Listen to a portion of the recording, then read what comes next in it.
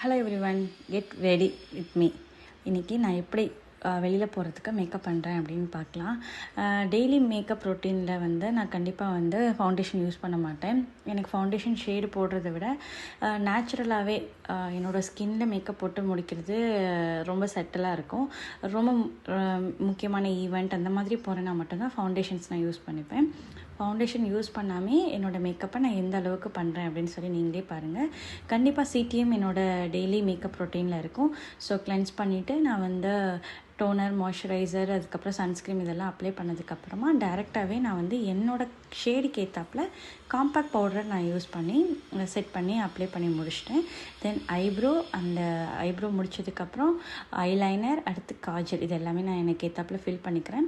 இன்றைக்கி லைட்டாக விங்ஸ் வெளியில் வர மாதிரி கொஞ்சம் லைன் மட்டும் வெளியில் யூஸ் பண்ணியிருக்கேன், வாட்டர் லைனில் இருந்து எடுத்து. அதுக்கப்புறம் மஸ்காரா, தென் என்னோடய ஃபேவரட் லிப்ஸ்டிக் ஷேட். இது எனக்கு ரொம்ப பர்சனலாக இந்த கலர் பிடிக்கும். ஸோ இது எல்லாமே பொட்டு வச்சு என்னோடய ஃபைனல் லுக்கை கம்ப்ளீட் பண்ணிவிட்டேன். தென் லைட்டாக கான்டோரிங்க்கும் ப்ளஷ்ஷு, அதுக்கப்புறம் நோஸ் ஏரியாவில் மட்டும் ஹைலைட்டர்ஸ் யூஸ் பண்ணியிருக்கேன். இதுதான் என்னோடய கம்ப்ளீட் மேக்கப் லுக். எப்படி இருக்குன்னு சொல்லி கமெண்ட் பண்ணுங்கள்.